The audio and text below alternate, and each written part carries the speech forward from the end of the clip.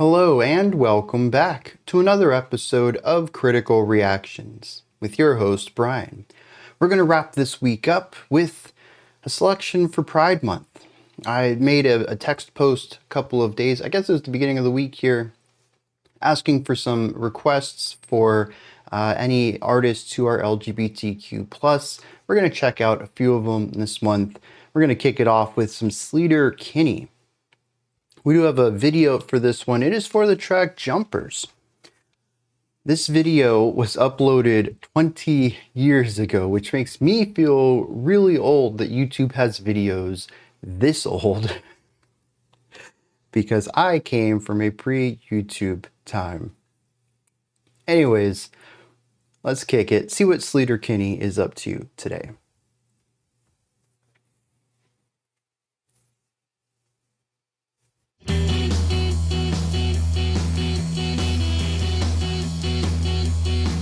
All those offbeat hits, it's kind of bouncy.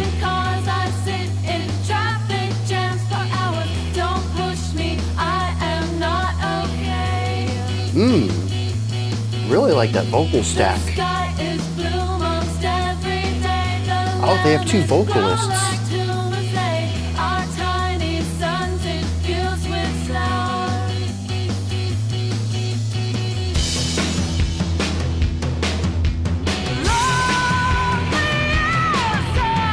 Grounds it. We've shifted away from the offbeat accents to this tom-focused downbeat.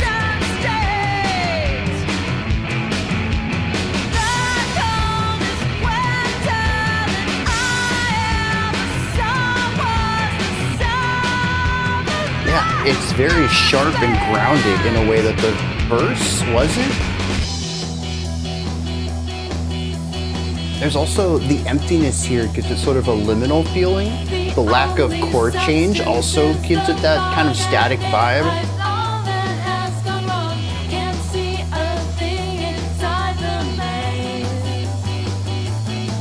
Actually, there are chord changes.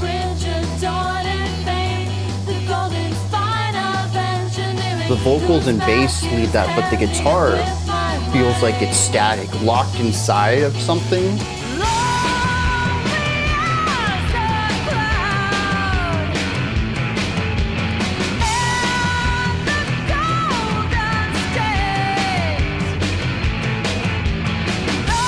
Love the power of the vocals here.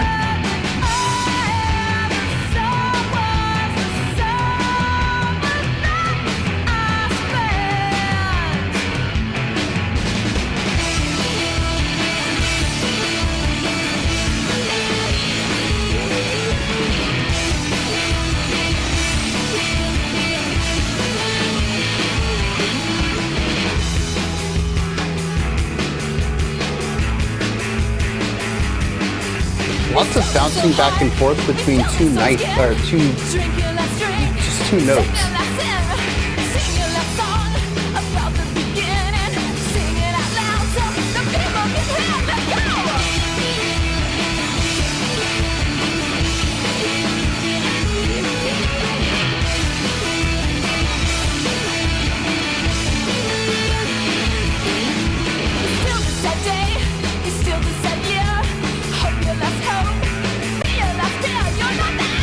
The bass is still giving us progression while the guitars aren't.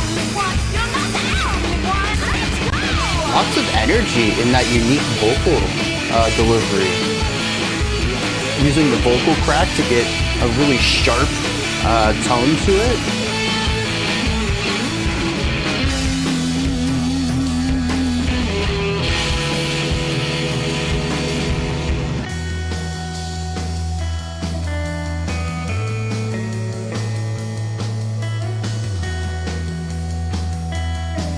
A rare amount of calm here as well. My falling shape will draw a line between the blue of sea and sky. I'm not a bird, I'm not a plane. I took a taxi to the gate. I will not go to school again. 4 seconds was the longest wait. 4 seconds was the longest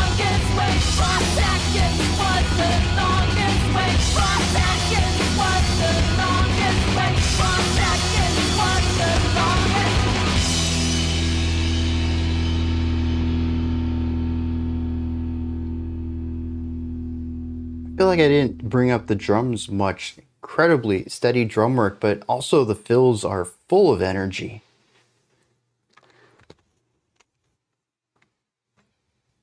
It's interesting how much depth is in here given how arguably minimal this is. No, that doesn't feel right. The word minimal is not accurate here. There's a seeming lack of ideas present. That is that most of these sections have a vocal melody, a bass lick, a guitar line, and a drum pattern. Really straightforward in the layering concept, and that generally speaking, the guitar doesn't have any chord progressions to it. So that also has a reductive component to it. But I think when I look at the track as a whole, we have the verse and the chorus. The bridge is quite extended. What was there? 3-4 guitar solos in there. 2 different musical concepts between vocal lines.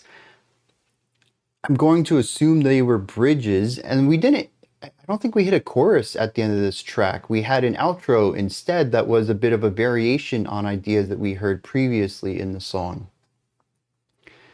It ends up feeling rather fleshed out, and I think when I return to some of the comments I made while listening to it, I frequently commented on new things happening. So despite this being like a pop punk track, maybe, and it does follow a lot of the guidelines that genre works within, which, given this, I don't know when this came out. The video's from 2006. It's possible this came out before that, though. Regardless, maybe when this came out, it was part of a movement. Maybe it was something that, set the groundwork for this sound developing. Regardless, there's a lot of elements in it that I feel familiar with, but it's also its own thing too. But I think what grabs me more is that despite having a more palatable sound to it, compositionally it is narratively focused in a way that I rarely find, I guess, what we'll call mainstream music to be. And that's the part I think that really grabs me. I didn't pick up any words in here. Honestly, the track, for only 4.5 minutes, has a lot of music within it. And I constantly found new musical ideas to dive into, even if it was a vocal idea. I just, didn't pick up the words.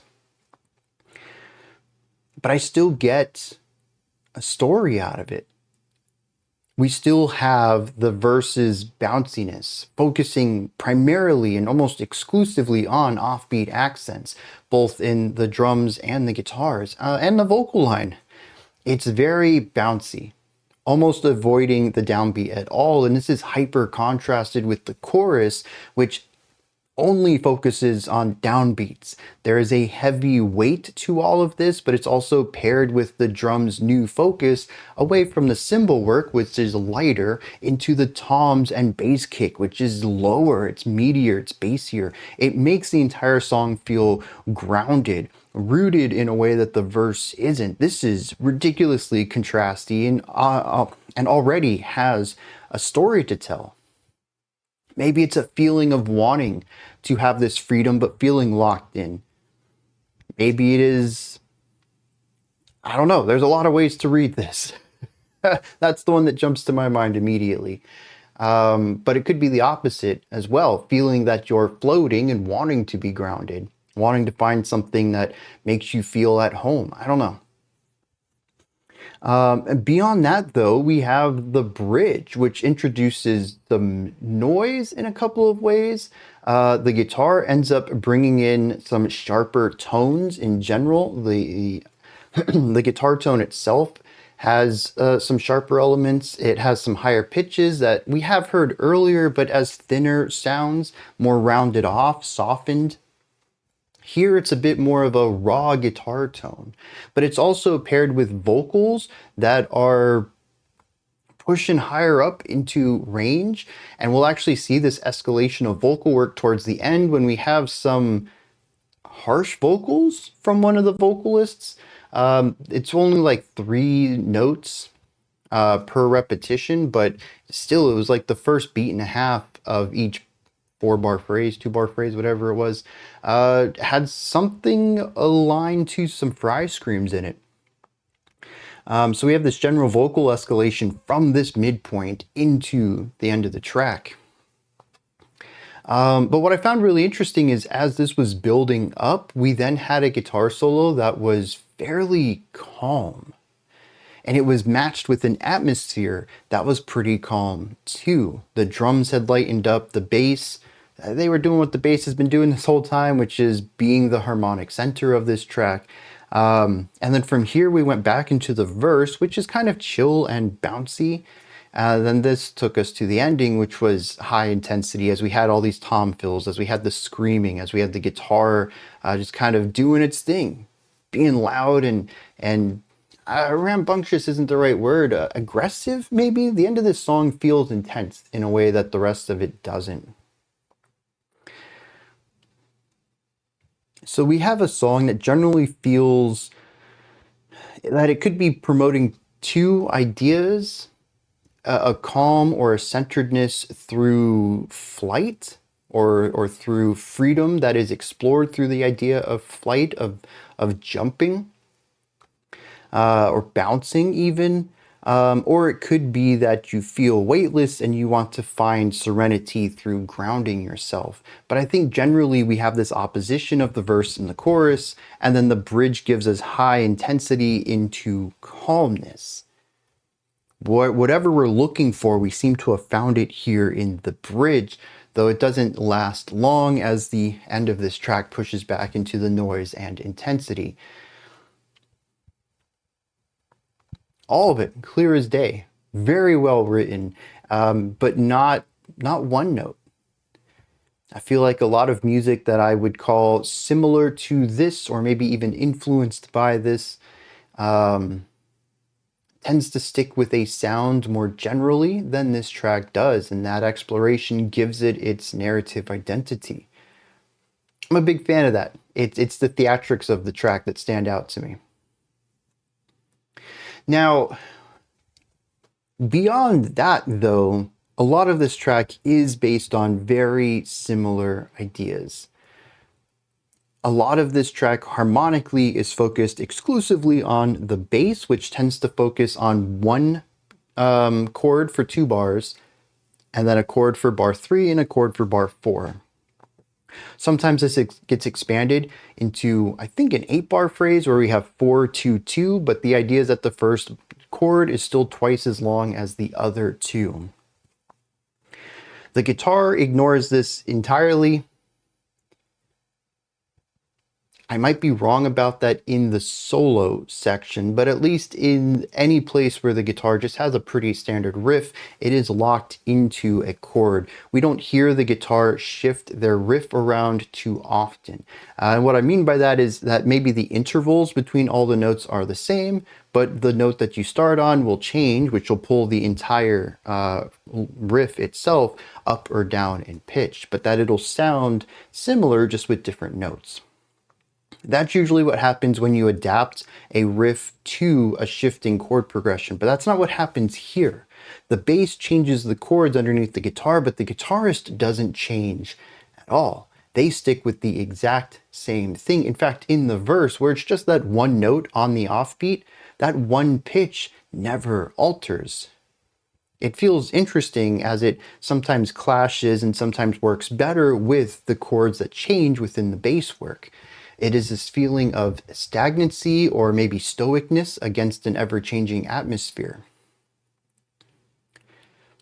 The drums also fairly static in this regard. They don't change a lot of pitches, but we do have some cool fills in there, but I suppose it's not too important for harmonic conversation. The vocals, they're kind of mixed. At times, I can hear the vocals changing with the bass progression. At other times, I don't think they do at all. I wish I had picked up the pattern for this, which sections they follow the bass and which they don't.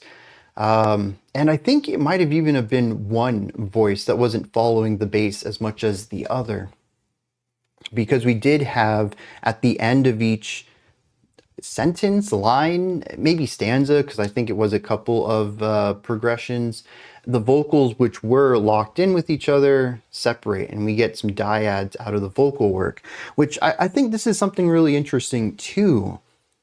At the very beginning, I actually didn't recognize it was two vocalists. If the video is to be believed, the bassist and the guitarist are both singing here. But when I listen to the vocals in the verse, I can hear that there's a stereo effect. There are two vocals here. There are at least two recorded tracks in this. But honestly, there's not a lot of timbral difference going on.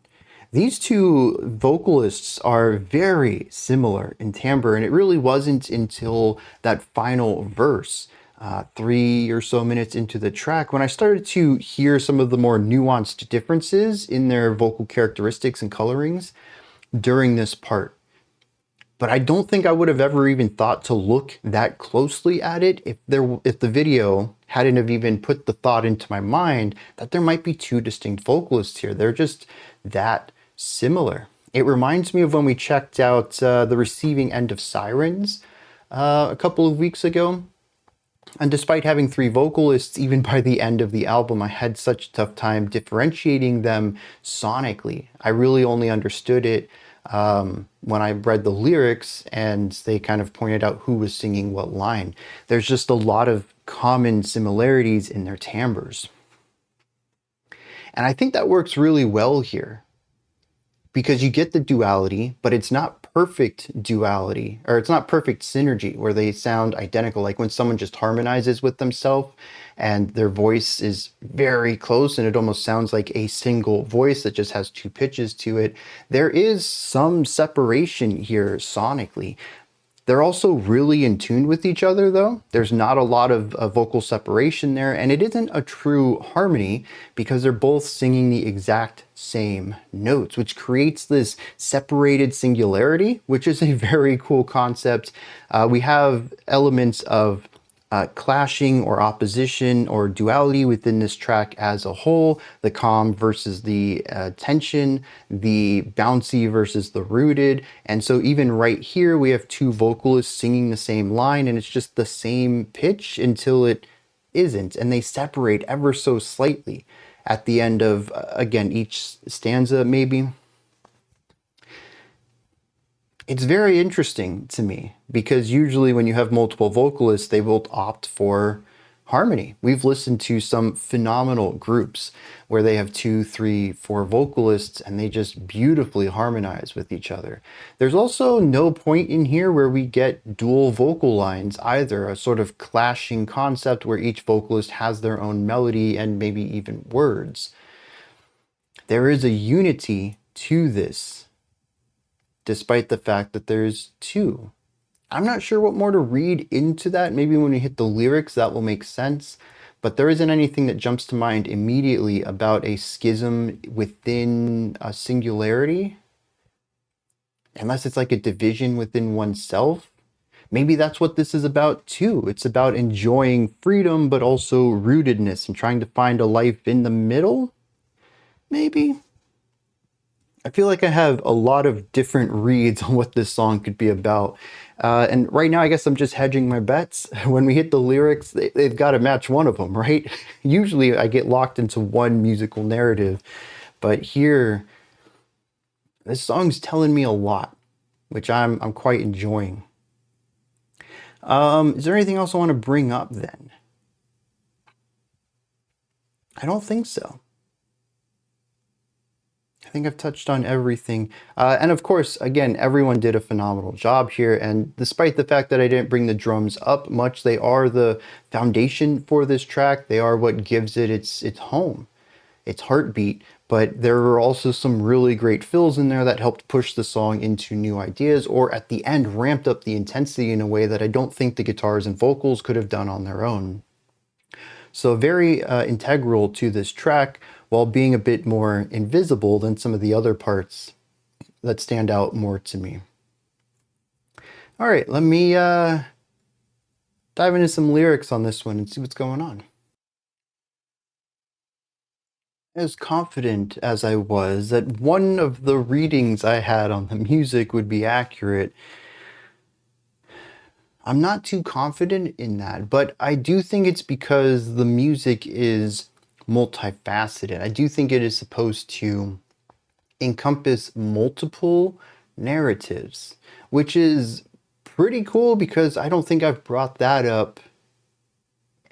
Granted, I've been doing this for 6 years. It's quite possible I'm lacking the memory of a time when this happened, but I don't remember bringing this up. Usually, I have a read on the music. The lyrics either work with that or they don't. Here, though, I feel like it works with one of the readings I had, but also it works with a reading I didn't have. Now, I'm going to preface this. When I saw that the title was Jumpers, I did not think it was going to be about loneliness, depression, and ultimately suicide, people jumping from a bridge. My mind went to clothing. I don't know if you all know what a jumper is. I think it's an American English thing. Most people call it jumper dresses, though, maybe more globally as far as the places that speak English. Anyways, it's like a dress, but it's designed to be worn over a shirt.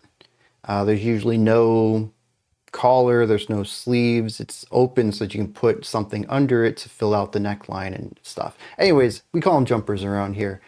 That's what I thought this was going to be about. I thought it was going to be a song about spring, especially with all the jumpiness to the bounciness of this song. I thought it was going to be having a good time in spring. It is not. It's the exact opposite of that. The first verse sets the scene rather well. I spend the afternoon in cars. I sit in traffic jams for hours. Don't push me. I'm not okay. It presents the mundane, stressful environment that this person lives within, and then also explains their mental state is not great, that they are fragile mentally, maybe even emotionally. The chorus says, lonely as a cloud in the golden state. The coldest winter that I ever saw was the summer that I spent. Yeah, that's absolutely wild. Summer and winter couldn't be further apart, but the loneliness of winter was felt during this summer. I also like this opening verse talking about sitting in traffic jams because I find this to be one of the most powerful imagery for modern day life for many city dwellers, especially if you live outside the city and have to transport to work on a highway. The thing is that in these traffic jams, especially on 4, 5 lane highways, 6 lane highways, you're looking at hundreds and thousands of people all concentrated in a single place and having no connection to those around them, not even being able to see their face. You are alone within a sea of humanity.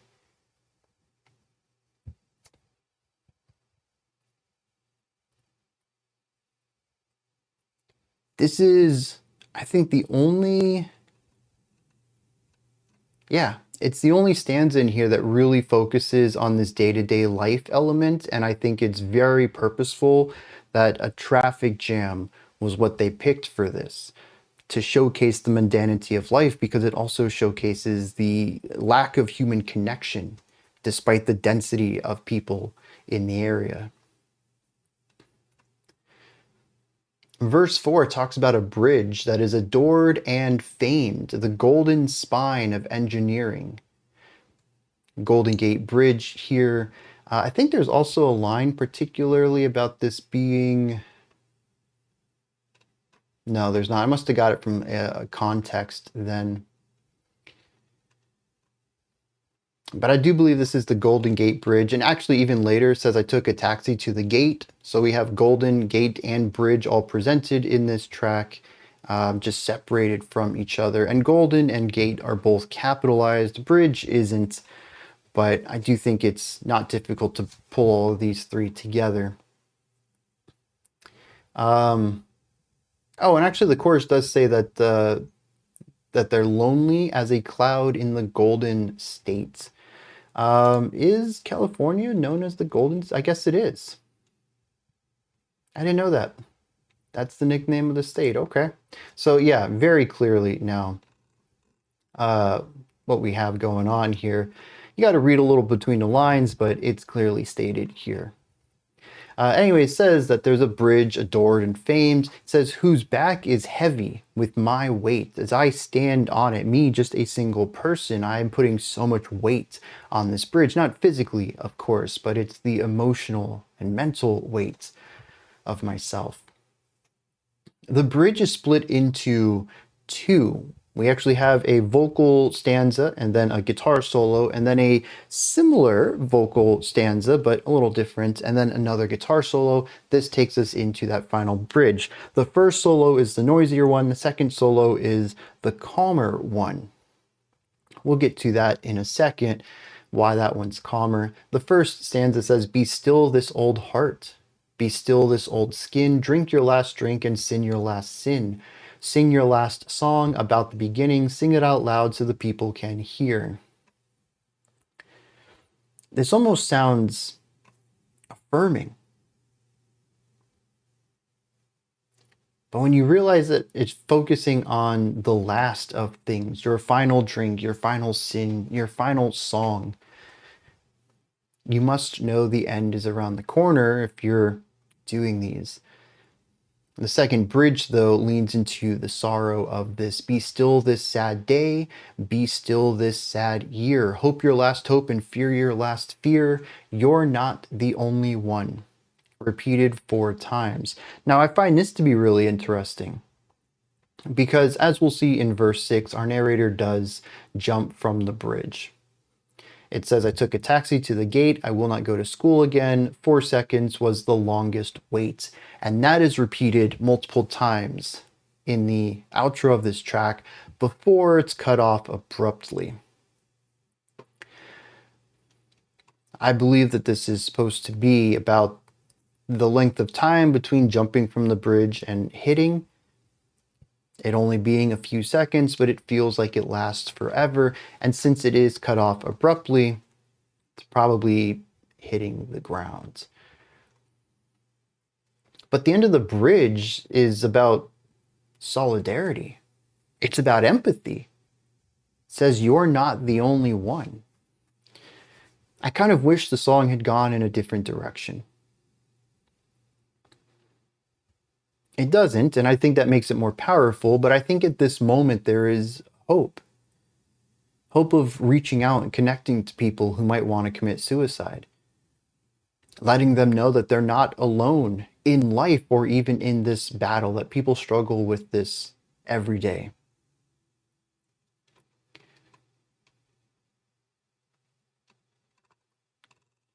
And so when I think back to the music, I think of the bounciness of the verse and the groundedness of the chorus, which there is some dark irony to my choices with those, with the words I use to describe them, but that might be what they're aiming for as well. But there is freedom, there is bounciness, there is, well, what I would typically describe as fun in parts of these tracks. I don't know if that's necessarily the word I want to use in this context, but if the lyrics were different in that verse, fun would absolutely be the word I choose to describe it.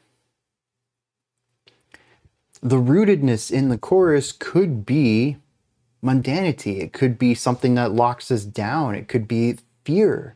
It could be the boringness of life. It could be an attachment that keeps you from jumping. Something that just talks you down out of it.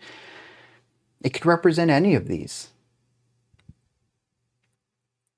The contrast between the bouncier verse and the grounded chorus, the noisier and anxious parts of this track and the calm serenity of that second solo in here, there's a lot of ways to read them within this context. Within the context of depression in general, but even the context of someone whose choice of suicidal attempt is to jump off of a bridge. And I think through all of this, you can find a song that is multifaceted. And I think it explores that multifaceted element lyrically as well. There are parts in here that feel hopeful, even though the outro isn't. It is both a song about someone who jumps, but it's also a song that says, if you see yourself in this song, you're not alone. Make connections. Stop being in a traffic jam. Get out of your car and talk to people. Metaphorically, don't get out of your car on the highway. Figuratively, though, break out of your shell. Get out of the metal that surrounds you and make connections with people. It does both, and I can't think of too many tracks that we've checked out where musically or lyrically I can find so many ways to interpret it that seem to have a strong grasp on a situation from multiple perspectives, and I really appreciate this track for that. It's also a killer track. I just enjoyed listening to it. I kind of figured that with the lyrics hitting as hard as they were, being about depression, I was like, oh, dang, maybe this is a track I'm not going to be able to listen to. But the more I went through the lyrics and I started to see all these perspectives in it, I was like, actually, I really dig it. I do. I think that they knocked it out of the park with this one.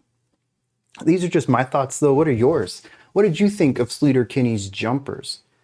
Did you also think of the clothing item when you heard the title? Or am I just that, I don't know, optimistic about things? I try to see the best. I don't know. What are your thoughts, perspectives, opinions on this? Let me know. Put all that and anything else you'd like to add into the comment section below. Above that, in the description box, y'all know what's up. Link tree's over here. You can, actually the link tree's in the description. It'll take you here. You can find my music, ways to support the channel, a link to the Discord server, and so much more. Above that, if you could, like, subscribe, and ring the bell. I greatly appreciate all three of those. That wraps it up for today. I'll be back tomorrow, though, 5 p.m. Eastern Standard Time, 9 p.m. UTC as usual.